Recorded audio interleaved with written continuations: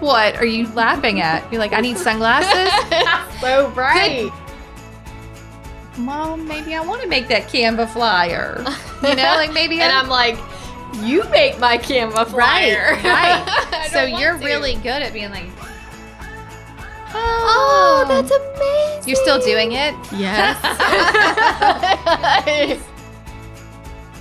Hi, y'all. Welcome to Hustle Humbly. It's Alyssa and Katie, and we are two top producing realtors in the Baton Rouge market. We work for two different companies where we should be competitors, but we have chosen community over competition. The goal of our podcast is to encourage you to find your own way in business. So stop comparing yourself and start embracing your strengths. And now, wait. Beepity beep beep beep beep. It's time for the flip report. Okay, so the windows are in early. Oh my gosh, whoop whoop, the windows are in. If you follow me on Instagram, you already knew that. So even though on my Excel spreadsheet of things that I gave him, I had put beadboard ceiling in the sunroom. He didn't get it? He did not get it, and he just sheetrocked it. And you were like, oh. But now that it is sheetrocked and has recessed lighting and it's so clean looking, while I do love beadboard, What's the point? What's the point? It's done. It's done. And there is like real wood paneling in that room that we're just painting. Okay, well, it's probably better then. Right. So that would have been a lot of lines. Too many lines. A lot of lines. So I just made the call to not beadboard. Did he realize he had missed it, or you were like, oh, hey, where's that beadboard ceiling? Yes, and he was like, what? Huh? Yeah, he didn't understand, I guess. No. He was like, yeah, ceiling looks good. Right. Also, when I went by recently, the kitchen floor tile was halfway. Okay. So I could finally see the vision. I love it. Like it's all coming together. Okay. And can we talk about paint? Because you posted a picture. Are you saving it for next week? I'll have to save that because at this time, I do not know. Okay. What colors? Okay, next week on the flip report. Or 2 weeks or something like that. Okay, anything else you need to tell us? Those are the main things. I was very impressed with the window installation. Okay, it all went well. You had a window company come do that? Yeah, Window World came and did that. They were in and out real quick. I have no complaints with That's good how to it know. all looks. Okay. In the sunroom, there was a window. So these were old. The old windows were metal and had the metal hinges for screens. Right. And it was jammed. I couldn't ever open it. Oh, now you can open. And there was a stained glass kitty cat hanging in the window in the sunroom that I've had my eye on, because I know this lady loved her cat because she had taken one of the bedroom doors off and replaced it with a screen door. Right, for the cat to have its own bedroom. Yeah, it's like he could look out and be like, hey guys, what's up? So but also be trapped in a room, which is interesting. Yes, I don't really know what the whole plan was. She loved her cat. She loved only her in that room. Yes. But when they took out the old window, I asked them to get the stained glass cat for me so I could bring it to her in her assisted living place. I love it. And was she excited to receive her I mailed kitty? it. So I haven't heard back yet if she got it. I hope she enjoyed getting But her if you want to cat. see the kitty, I posted a picture of him on my Instagram with the painting of the house. Very cute. I thought that was very nice too. And I didn't realize that the sister had lived next door. Yes. That's great. And so her family still lives in the house next door. Oh, okay. Like their children. Are they checking up on you? No, I haven't seen them at all. Just like whatever. They parked at the house one time. Okay. They were having like people over. Like, just park at my aunt's old house next door. Fine. Nobody's here. Right. But it's really coming along nicely. Now that the windows are in, I'm like, it's a whole new place. Yes. Okay, great. What was I going to ask you? How is the budget going? So far, so good. Okay. Great. I think I am going to maybe, when you get down to the nitty gritty things, I think there's probably going to be some extra things. But you had 10% in there. Yeah. For that reason. But I'm curious to see what they are. Yeah, I'm just thinking where it falls. About, right. Okay. You're better than me. I don't know how I've always wanted to flip something, and I think it would be fabulous, but only because I love the design part of it, and I would never be able to stick to a budget. I think I would want it to be pretty. I'm like, but I really need it to be pretty. So I just don't know. Well, it's funny because I was talking to Whitney, and she was like, well, why don't you add a light fixture? Because it costs money. I said, because at some point it has to stop. But a light doesn't cost that much. I know that. But you're like, nope, buck stops here. Right. Like it would not do anything. No, for the value of the house. Right. Or even I mean, I guess it would be cute, but maybe people would notice it. Maybe they wouldn't. See, it's not I'd be like, we need it to be cute. But it's not like Whitney and I would be in trouble. Very much trouble, because there are so many little things you could do. And then you're like, but no. It also makes me wonder, like, if I added this extra light above the coffee station, say, maybe someone would notice it. Maybe they wouldn't. Versus a beam in the living room. Okay. Everybody notices that. I see what you're saying. We got to choose like, the what's things. The impact? Well, right. You also have to make choices that appeal to the most people. Sure. It's fine. Like, the light excited her, did not excite me. Yeah. I'm sure it would have been lovely. Me. Right. I was just kind of like. Because the coffee area station is a moment. We have to have a moment. Okay, it's fine.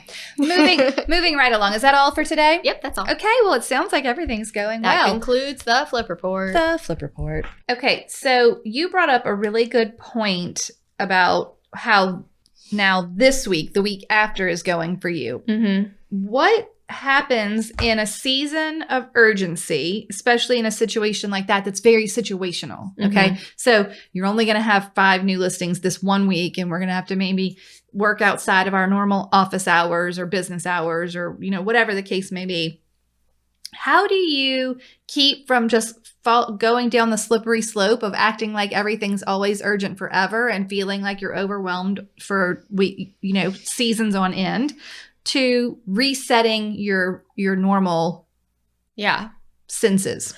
Once I got listing number 5 paperwork done, my email had some things in there that were unrelated to any of these 5.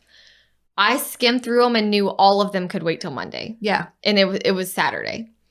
So Saturday night, I closed it out. I closed my laptop. I said, tomorrow, I am not even looking at my email. Right. At all. And I didn't. I did not open my computer. I didn't look at it on my phone. And Sunday, I just hung out with the kids. We went to church. We took a nap. We went to Fall Fest that evening. It was just wonderful. Yeah. And then this morning, you took a day off. You took a real day off. Kind of, sort of. A partial day. I was ready to get back to work this morning, but this morning I woke up, I got the kids to school. I did not, and then I drove to my favorite coffee shop. And so I didn't open my laptop until 8:45 this morning. Yeah. Since Saturday. Right. So it's not like I'm like, okay, it's Monday. I'm going to check my email now that my alarm's gone off and it's 6 a.m. Yeah. Like, I still waited. Oh, yeah. Until, because I knew. I didn't check it yesterday. Right. It's going to be a lot. It's going to be a lot. Yeah. Don't stress. Yeah. Get the kids to school. Get out of the car. Sit down. Get your coffee and handle it. And it took me hardly any time at all to just clear out what was there. None of it was time sensitive. Right. It could all wait until today. Everything was fine. It took me no time at all to get it back in shape. Well, good. The email. Like, so it was easy. That's fine. So but the day off is really the reset there. Yeah, I mean, kind of put some distance between that behavior. Right. That, like, I have to, I'm spinning and everything's got to be done and all the plates are in the air. I teach something. Okay. I think I don't know if we've talked about this before, called your urgent versus it can wait list. Okay. So in my time management, actually, would you believe this? I have a time management for agents course. Oh. It's quite nice. It's a little short, super short, 30-minute video, some exercises. But the urgent versus it can wait list, like, think about it now before you're in the trenches. Yeah. Responding to a repair request within a 72-hour time frame, urgent. Right. Sending a CMA to a seller who wants to sell next year, not urgent. Not right. Like, there are things that can wait and things that are urgent. Like, when you looked at your email list and you said, okay, none of these things are urgent. They can wait until Monday. I think a lot of times we just label every request that anyone asks of us as urgent. And we feel like we're not doing our job or providing good service if we don't get it to them right away. Right. So really thinking about that before it happens, like, what is, or just make a little notebook page for the next 2 weeks. And whenever someone asks for something in your email or calls you or texts you with a work-related request, write on 2 columns, urgent, it can wait. Like, which one does this really fall into? Yes. Like, am I going to lose? Is there going to be a breach of contract if I don't do this? Sure. If you've got to respond to an offer, you got to respond to an offer. But there's so many things that we make urgent that are not urgent. When I was in all the multiple offers, it was all about deadlines. Yeah. Meeting so 17, we have 5 listings and 17 offers total. Okay. Oh, wow. All 17 had a different deadline. Right. So I just communicated with everybody, hey, see attached addendum. All offers are extended until 3 p.m. tomorrow. Yeah. This is how it's going to, like, I just said, this is how we're operating. Yeah. There you go. Right. So then I had it all on the same time. Yes. Yeah, the time really can get tricky. I had updated showing time to say how many there were. To say, hey, we have received multiple offers. We're calling for highest and best by tomorrow at noon. I need a response time by this. The seller's preferred close date is this. Thanks. Here it is. They're not leaving the refrigerator, washer, and dryer. Here you go. Don't call me. Don't write me. I also put it in the realtor remarks. Yes. And I put multiple showings, offers due by 2 p.m. in the public remarks. Okay. It was everywhere. And that it could be. And there was only one. Oh, that's pretty good. Only one that was like, tell me all the stuff. I'm trying to make a appointment to show this house and it keeps getting declined. I'm like, that's because you're past the deadline. You missed it. Yeah. Missed. So it was just keeping it all communicating with everybody what the time frame is, how we are operating, what we're trying to do, where we are in the process. Right. And it was kind of exhilarating, even kind of fun to like navigate it all and make sure. And so for example, I typed up one email to my seller that said offer number 1, price, closing cost, close date, loan, all the bullet points. Yeah. Offer number 2, bullet points. Offer number 3 for all 5. And then I had them labeled as, like the attachments labeled as offer number 1. Offer number 2. Yeah. And before I sent it to my sellers, I sent it to Whitney. I said, check me. I need you to check me to make sure they're all right. This is all correct. Do you use a spreadsheet when you get to multiple offers like this? Mm-hmm. And so she said, yep, that looks good. All of it's right. Okay. I said, great. Perfect. So, but it just felt good to know, like, okay, keep it all clean. It's so hard to navigate that. I cannot even imagine being in a market where it's 20, I can't imagine 30, 50 offers. Alyssa, that would just take forever. I think at some point, like for example, I had 4 offers on one of the listings and then I got the 5th and it was contingent and it was and I just said, I'm just going to let you know right now, I'll send you a rejection shortly. We have 5 offers. It's the bottom. Yeah. And she was like, thank you so much. I really appreciate that. Right. Like, fine. Yes. But I let her know immediately. Like, this isn't going to Don't work. be waiting for me to know. Right. Like, I'm telling you. Yeah. I'm just telling you. So. Yep. I think that's wise. I think if you had that many offers, that's what you start doing. Yeah. Like you hone in on the top 5 if you have. Oh, you mean, but look, when they come in okay, what if they all come in within the first day? You still have to find a way to visually see. I mean, I guess you could just say, all right, this is, I don't know. I just, logistically speaking, I feel like they've got to all be on a spreadsheet at least and be like, these are the 5 categories we put things in: price, closing cost, whatever, you know, closing date, whatever type of loan. But what if it's 50 cash offers? I don't know. Okay, so we're both very thankful we don't live in your market if that's happening to you. With. And I don't know how to give you advice, really, quite honestly. Okay, what about, we talk a lot about boundaries, and I think boundaries are good. I also think that boundaries have to be flexible when it comes to a season of urgency. Sure. Like, you were able to uphold your boundaries of your day off, but you maybe had to waive some of your boundaries during the course of the week. Yes. In order to get those houses under contract. That is true. So what would you like to say to our friends about boundaries? Because I think sometimes people get a little rigid in their boundaries and maybe set in them in a way that it's like, no, I don't have to do that. And that's just not true. Mm-hmm. Like, you have to serve your seller. You do. Or you can't take the listing. If you're in a season where you have 4 other listings and you really have to keep your office day and your off day and you don't ever work after 6 p.m. and you have boundaries that are so tight and strict and that's how you need for your life, okay? But you can't take the 5th listing then. Right. And that's what I find to be frustrating about the industry in general. Like, you're not complaining about having 5 listings. You're sharing with us how you navigated 5 listings, how you reset yourself, how you had your boundary in place, and then how this week will probably be a more low-key week. Maybe you take some extra time off. Fine. It's more cyclical. It's not every day is always the same. I think that in this industry, we have an issue where no one ever asks you, what is your max level of business? Sure. Where do you reach the break point of being able to even have a boundary or have some free time or not feel stressed even within the bounds of your business hours? Like, what is your max? Well, maybe then you have to have a plan to refer. And I just, I want more people to normalize turning the business down if you've reached the limit. Yeah. It's okay to refer out. Because you can't keep all the boundaries and all the business. No. Sorry. Even with systems in place, I feel like I could handle...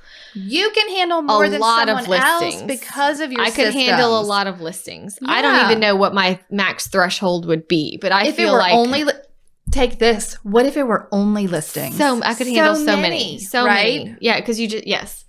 It's the buyers that, because they're not rolling off, because they can't find a house and they're building up, there's more houses popping on the market. So there's more times where they're like, we have to go now. We have to go now. So that would be harder. Yeah. So just recently, I've even if you're looking out of our parish, because the buyer load right now is so heavy, I'm having to refer out a little bit. Yeah. Because I can't add more if you're looking far away. Yeah, because then it just adds time to the process. Right. Yeah. Right. So it just kind of depends. Right. Being aware and taking stock of your business more than once a year is also important to this. Like, what's going on in the market? How does your business feel? Are you feeling overwhelmed or burnout because of the urgency in the market? Okay. Anything else you want to say about how to reset after that hard week? Or I do think it's good to put the phone away totally. Yeah. Not check the email for a little while. Not forever, obviously. Yeah. But to just take a step back, take a break. I don't know if I do it on purpose or on accident, but I lose my phone for at least an hour or 2 every day. Sure. The kids come home, I'm helping with dinner, or I'm helping with homework, or I'm outside with the dog, or there's at least once a day when I'm like, wait, where is my phone? Yes. Do you get nervous when you find it again? Not as much as I used to. Okay. Now I'm just kind of like, you know what? It's been a couple of years where I've very rarely worked weekends. I don't typically work a lot of after 5. And it's been long enough for me to realize nobody cares. Right. That's okay. None of my clients are like, hey, why didn't you take my call at 7:30 last night? Never. I wanted to ask you about a showing from a week ago. Nope. Nobody cares. Nobody has fussed. Nobody has fired me. And it's just an attitude and mindset that comes with time. And again, I think it's a skill that can be built. Exactly. The more time you spend away from your phone. For sure. And that's why I can't get on board with the phone watch. Because then it's with you all the time. I need to be able to set it down, turn it off. I don't want my wrist to vibrate. No. I don't want to have to be checking it there. No. I want to be able to. I don't want it attached to me. No. I want to be able to say I'm having lunch with a friend, or I'm rocking the baby, or I'm walking into school. Right. I'm already checking the phone way more than I need to. Same. So I definitely don't want to put it on my body. No. No. I need to be able to lose it once a day. Yes, same. Okay. Do you want to move on to the next obstacle or weakness? Anything else on the urgency department? I don't think so. Okay. Next on the list of potential weaknesses were organization. My love language. Organization. I did put under this 2 of the other weaknesses that were mentioned, which were follow-up and tax planning and preparedness, because I feel like these are all organizational functions. Yes. So tell us, how do you feel where do you rank? Organization is your strength, not your weakness. For sure. I think that's me too. Yeah, you're very organized. So if you're out there and you're not organized, we're here to tell you part of the ease in our business is built on organization. 100%. Don't you think? Without it, I wouldn't know where any transaction. That's how things fall through the cracks. For sure. And that is how things get lost and people get forgotten and you lose future business. That's where stress comes from. Things falling through the cracks. So stressful. So much stress. So having a system in place for multiple offers, having a system in place for email templates, having a system in place for things that you don't have to recreate every time it comes up, or having a system in place for follow-up, like Trello. Do you have, where are the people? Where do you keep them? Where is your, Anna has a great episode on, I think it's about to-do lists. Okay. I'm pretty sure it's got to-do list in the title. And it talks about, where are you keeping your to-do list? Is some of it on a sticky, and then some of it's in your email, and then some of it's in a notes app on your phone, and then some of it is in a Trello board? And so, no. One location. That's really key to you actually being able to get things done. And I will be the first to say I'm not the best at that, because I will have a sticky, and then I send myself a lot of emails. And really, those are the 2 ways I'm keeping it. Right. Mine are notes in my phone. Yeah. And screenshots. Yeah. Well, then I email myself the screenshot. Right. Those are my 2 things that's where they are. Yeah. I have to check those things. Yeah.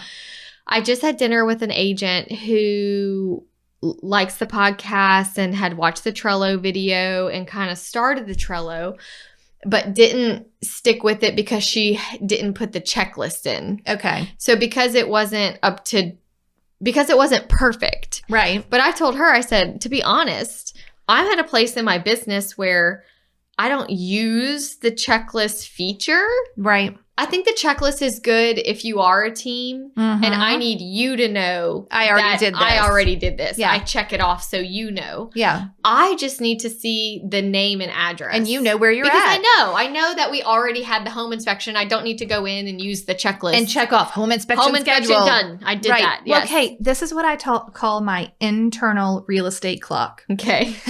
I already know. And, I could probably do this up to 10 transactions, happening. I already know where I'm at. Right. I look at the folder, or I look in my dot loop. A lot of times that's part of my Friday shutdown routine is I go to my dot loop. I look at all the open loops, because that's active listings, pending, and pending buyers. They're all in the same place. Yeah. And I just go down the list and I think, where are we at in that transaction? Oh, yep. I need to check on that one. This is where we're at. And that process at most takes an hour. If there's a lot of transactions and there's something that, action items I need to do. Every Friday. Yeah. I do it. Sometimes I do it again on Monday if I feel like things have been crazy over the weekend or something's changed. But once a week is all it takes. And I think that a lot of times what goes wrong with everyone is then they think, oh, well, that's a good system. I'm going to do that every day. Sure. It's the pressure of people think because I'm not prospecting every day, I'm not going to prospect at all. Because I'm not writing 10 handwritten letters a day, I'm not going to write any at all. That's the perfection episode. Because my Trello, because my Trello isn't perfectly organized with color codes and checklists, I'm not going to use it at all. And so just having all of your things in one place, even if it's not perfect, you have to be organized. It's better than being totally unorganized.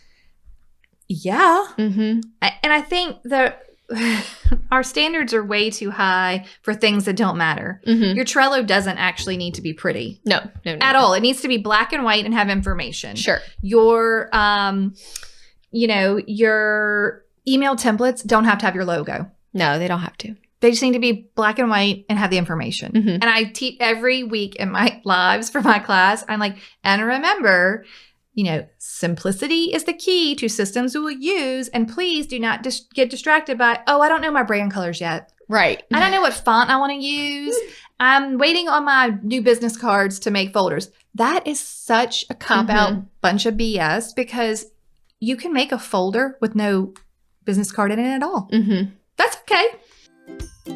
Hey, Alyssa. Hey, Katie. Guess what? What? We have updated the email templates. Finally. Whoa, hallelujah. They are updated and there are more of them. Yes, we have 10 buyer templates, right? 15 seller templates, as well as a checklist for when to send all the emails at what point in the transaction. Yes, so you don't have to guess when they go. It's very specific.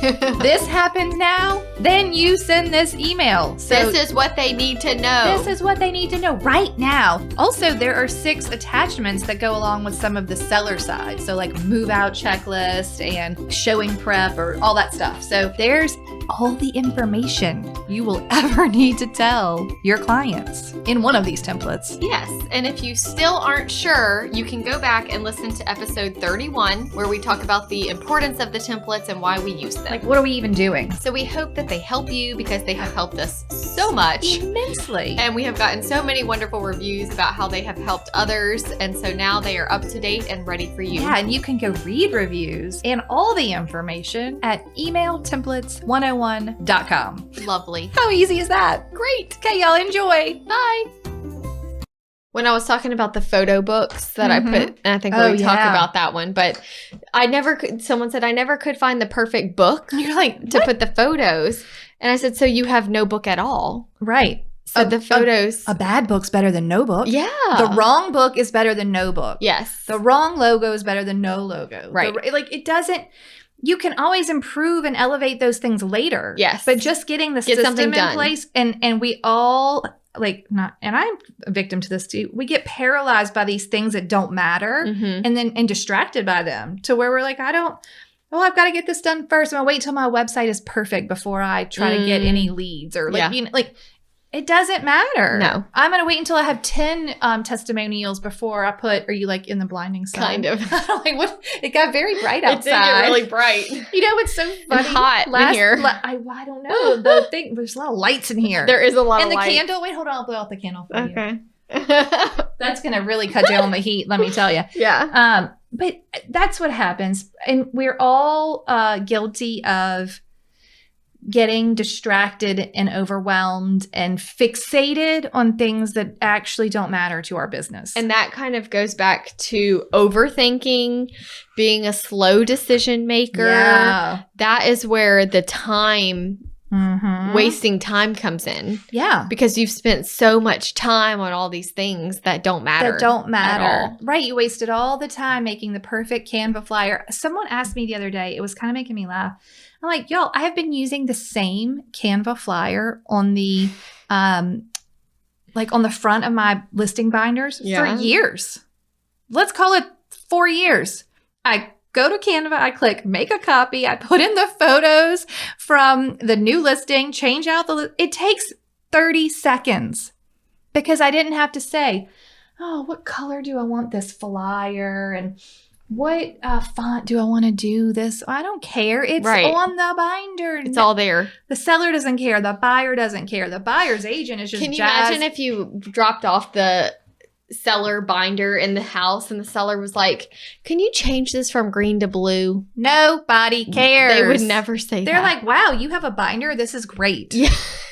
So the point is you're falling down on the job while you're worried about what it looks like when the seller would have just been impressed with a black and white cover that said 123 Main Street, info inside. Right. They don't care. They don't care at all. They don't care at all. So I think we have a whole episode on perfection, which I think someone sent a great message recently saying that episode really opened their eyes and they said, oh my God, this is so me. To the point of real self-realization. Yeah. Oh my God, I'm doing that. Okay. Anything else on organization as a The only thing weakness? I can say is that I can see where I get sometimes fear-based, like I need it to be done right, so I'm procrastinating because I feel like I need to dedicate the time to doing it. Yeah.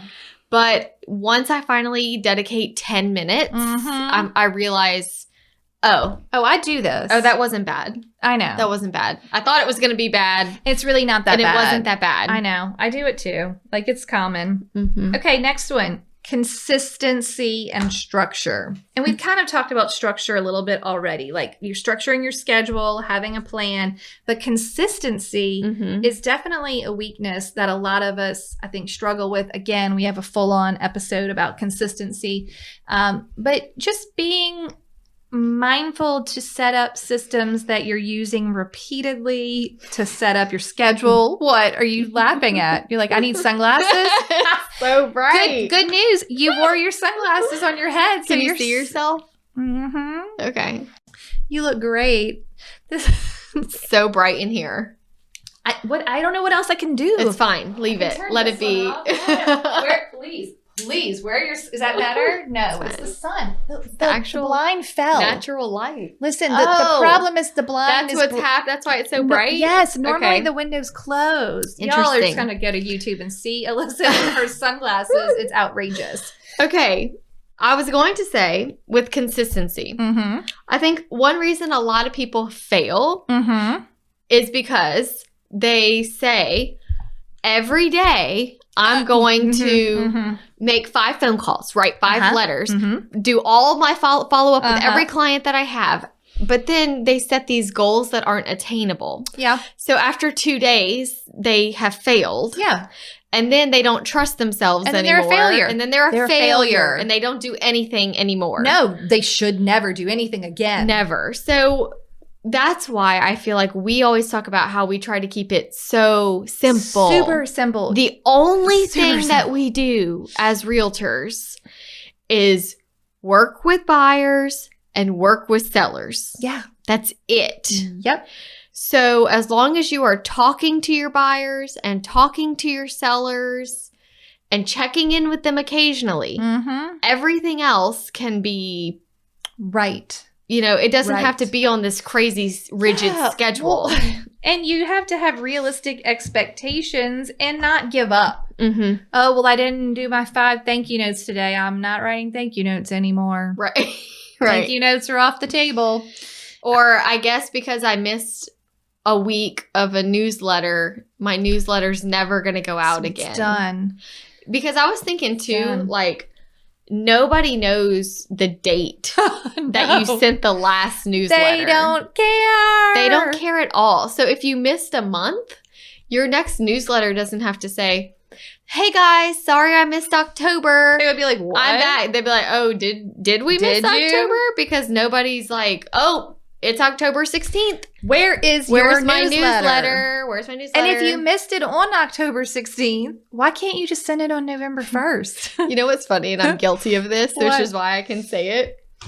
When parents post like the baby photos. Oh, they're like 7 months old. Well, when they say a few days late, but she's 7 months old.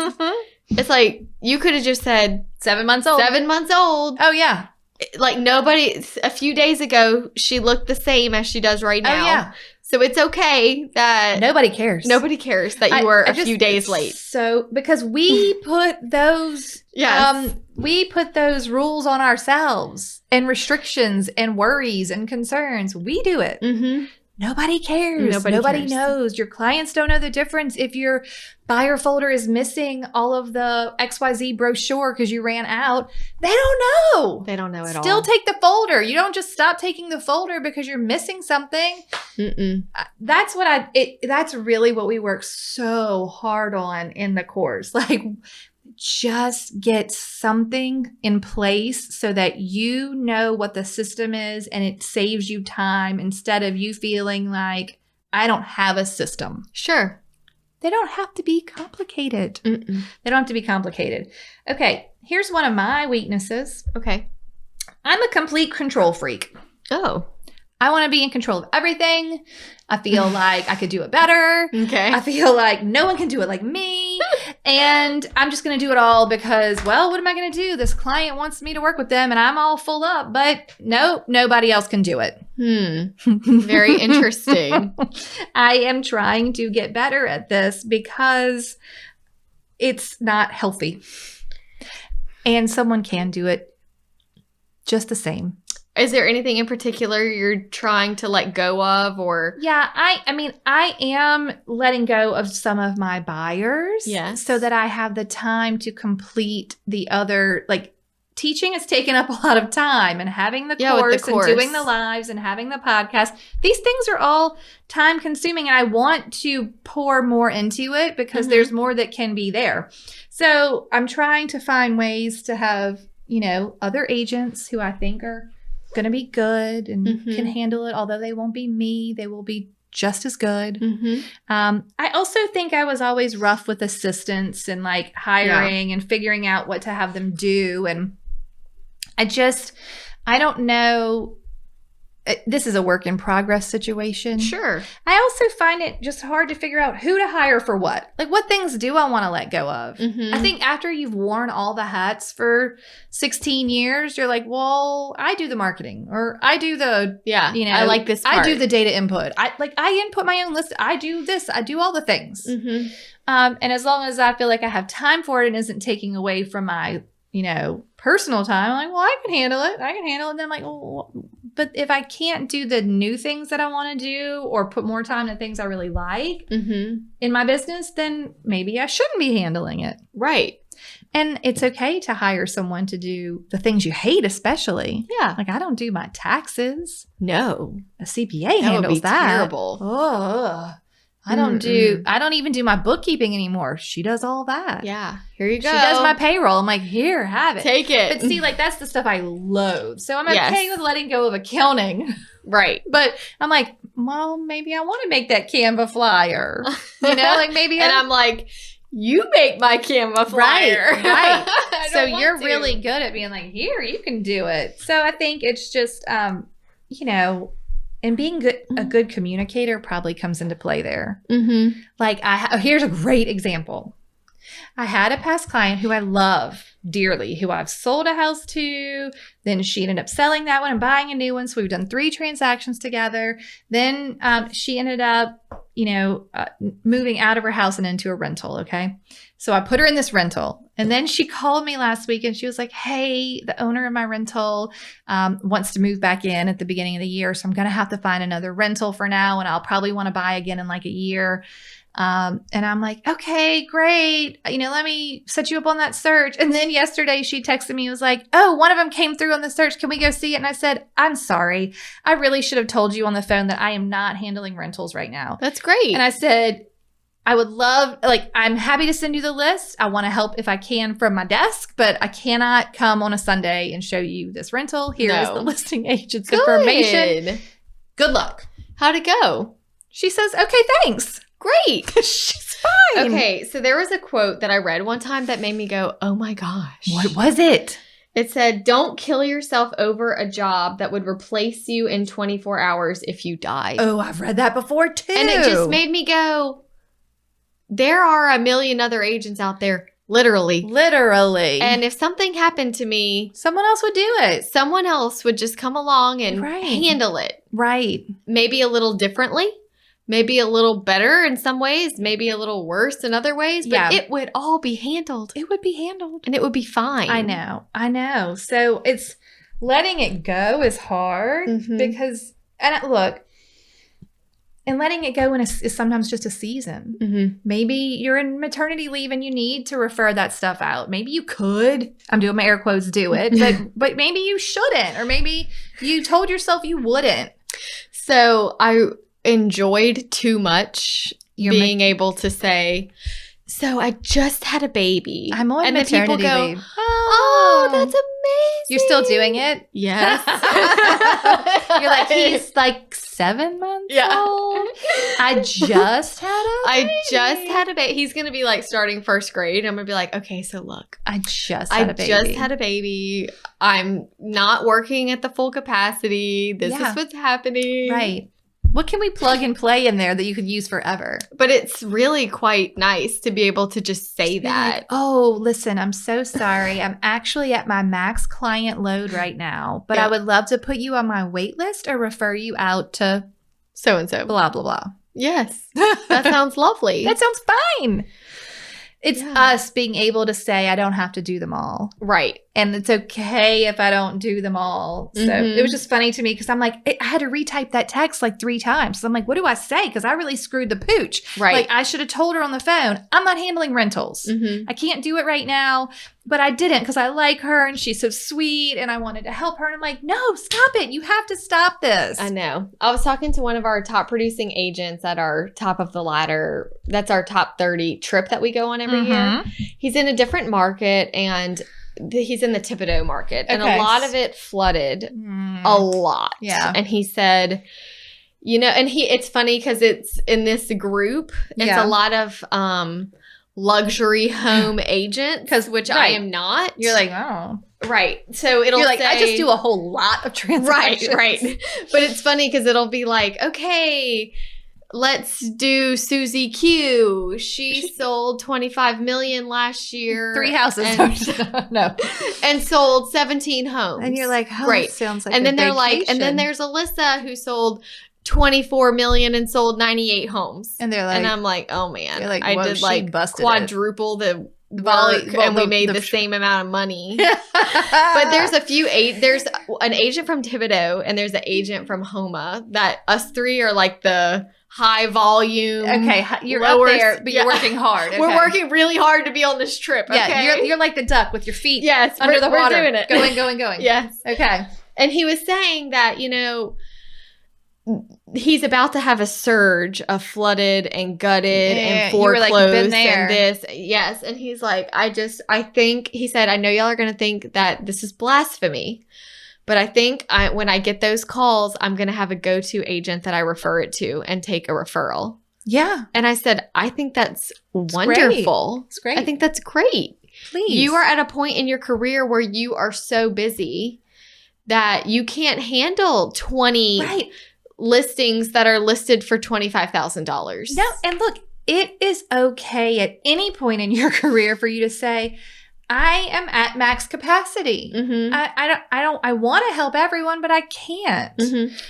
And that doesn't mean you have to start a team. No. You're welcome to, but that's not what, because people are like, well, why don't you start a team? And I'm like, because then I have to manage a team. Then I have to manage a team. Job. It's a whole nother job. It's a different job. I don't want to manage my peers. Right. You know? Ugh. But if I can refer it out to my friend that lives in that parish and get some money off of it. Right. Great. Do it. I feel like we are a team. Oh, because my gosh. I help them, you help me. I mean, we are a team. I feel we're a team. Yes.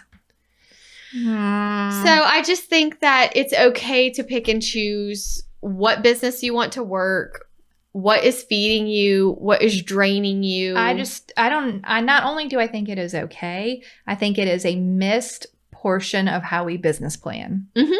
I can handle 10 transactions at max at any given time. This is it. When the 11th one comes, whether it's a luxury home or a, condo buyer or whoever it is, it's time to just say, this is who takes my overflow. One of our agents is in the process of moving away to another state. Are they going to keep selling? She's going to interview some real estate companies there. Okay. So, and decide. Okay. It's kind of just like a life change. I'm kind of jealous. I've been living vicariously through her. Tell me more about this. This is amazing. Just pack up and go. Right. To decide where she wanted to live, she went and got a B&B for a month. Okay. In this city. Okay. To decide, do I like this city? Do I want to be here? What kind of real estate companies are here? Do I want to be here? And so she's still working here. Okay. But she's kind of phasing out because she knows she's not taking on a bunch of new things. Well, she said that as she was preparing to leave for the month, she was like, of course, I'm about to leave for a month and all these people want to buy and sell. You're like, I can't do it. And she had to tell them, hey, look, I'm actually going out of town for a month. We'll wait. They waited. She said, Alyssa, I could not believe it. that they were like, we'll wait. Yeah, no problem. Mm-hmm. A month. And people are worried about making them wait 1 day for something. Yes. That's what's funny. When you don't have a choice, when you're going on your maternity leave or your 2-week honeymoon or whatever it is, and you're like, I'm sorry, I won't be here. Yeah. I can send you to somebody else. And they'll be like, oh, it's fine. We'll wait. Great. We'll wait. Yeah. If they want to work with you, they will wait for you. I've said this before. Mm-hmm. If they want to work with you and it can't be anyone else, they will wait for you. Yeah. It's just that simple. And if you have to say, let me refer you to someone that lives in that area because they know it better than I do, then and they appreciate that you did that. They're like, oh, awesome. Thank you so much. Wow. You actually, because what's wrong is if you just take them all and you don't provide as high level of service as someone in that area could have. Mm-hmm. I mean, that's when it's like, well, wait a minute. That's not right. Yeah. All right. What is your weakness? I think that my weakness sometimes is that I maybe need to be a little bit more empathetic as far as getting on the emotional level with the people. Yeah. I can very quickly go to business and be too cold or because I'm thinking of it as strictly my business. I save my emotions for my family. Right. And so, but there are times when I think I need to maybe have more empathy or I have to check myself. Remind myself, Alyssa, get in their shoes. Right. Not all the way, but you need to really understand like where they're coming from and what they're feeling and check on them more check in. Yeah. I definitely. I'm sure you're not as bad at this as you think that you are. Yeah. I would like to, it does take effort on my part. That's okay. To check on so many people. And to have the emotions of so many people, you know? Right. That's a lot to handle. That's my biggest thing that I would like to improve. I don't think that's bad. Yeah. That's every day, try a little more. I'm looking up our toast. Okay. Any other, I thought about it. After recording 2 episodes all at once, I really need 2 toasts. Yeah, we do. I'm going to toast 2 times. Anything else you need to tell us about? I did have a quote under the urgency category that I had written down. Ooh, let's hear it. Because somebody asked us, what if a seller is like, I need my house on the market right now. Now. And the quote is, poor planning on your part does not constitute an emergency on my part. Oh. So it's not my fault. Poor planning on your part does not constitute an emergency on my part. Yeah. You want your house on the market right now. Yeah. I will get it on the market, but we have to have photos scheduled. Yeah. You have homework. You have paperwork to do. Right. Is your house ready? Right. There's a process, and I'm going to stick to the process even though I can do everything I can to help expedite the process. Yep. But we're not going to do it your way. No. We're going to stick to the process. I like that one. It's a good one. Mm-hmm. You're glowing like you're on the face of the sun. I'm sweating. You are like in if YouTube can even see us anymore, it's probably like black. like the sweating. Put on your sunglasses, friend. It's time for a toast. Okay, good. Toast. I drank all my water. It's empty. Gosh. It's like empty. It's so bright in here. We also don't normally record this late in the day. No. Okay. Anyway, this toast comes to us from Karen Berg DeGanji. She is in Missoula, Bitterroot Valley. Where is that? Well, I guess it's got to be in Missouri. Is it Missoula? Oh, God, don't. Okay, just keep going. Montana. What am I thinking? Montana. Missoula, Montana. I'm like, Missouri? No. Okay, she's in Montana. Okay. And she would like to toast to. Are you going to melt? Hold on. We're almost there. She is going to toast to. I feel like I want to drag this out just to make you go through the misery. She's melting everyone. Alyssa's going to have a blind sent to my house this weekend. Y'all need to see this on YouTube if you haven't. It's just really hot in here. I'm sweating. She's got her glasses on. I can't even see you because it's so bright. Okay, anyway. I'm so sorry. Please forgive me. Let's get back to our toast. On the toast. Yeah. What did I say? Missoula, Montana. Montana. What was her name? I think it's hot in Montana. Karen. Hot there. It's like the desert.